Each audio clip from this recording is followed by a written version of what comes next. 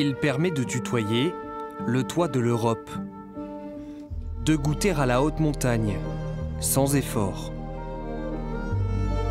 Il n'y a pas de mots, je pense, pour décrire. C'est impressionnant et c'est une vraie chance de pouvoir monter ici.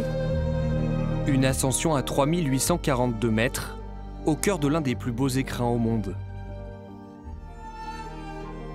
C'est d'alpinisme qu'il s'agit, mais d'un alpinisme de tout repos dans le massif du Mont Blanc, maintenant doté du plus haut téléphérique du monde.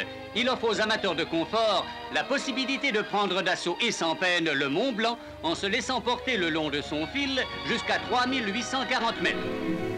En 1955, 2 tronçons du téléphérique voient le jour. Seuls, pour l'instant, les ouvriers y montent, baignés de silence et de brume. Ils sont 40, échelonnés de plateforme en plateforme, et qui terminent au-dessus du vide les installations qu'ils ont mis 4 ans à préparer. Une prouesse technique, fruit d'une conquête des cimes entamée des décennies plus tôt. Il y avait une première ligne qui a été construite, qui est menée au col du Midi, qui a été aussi réalisée dans le cadre des Jeux Olympiques de 1924. Et après, effectivement, on s'est aperçu que le tracé n'était pas forcément celui qui était souhaité. Depuis maintenant 70 ans, le téléphérique de l'Aiguille du Midi attire les foules. Avec près d'un demi-million de visiteurs par an, il est l'un des sites les plus touristiques des Alpes.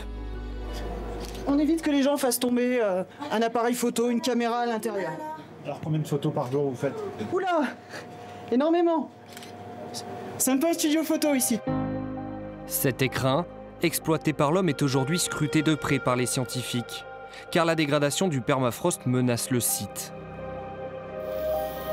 Un site exceptionnel, accessible aux amoureux de la haute montagne, qui se prennent à rêver d'aventure.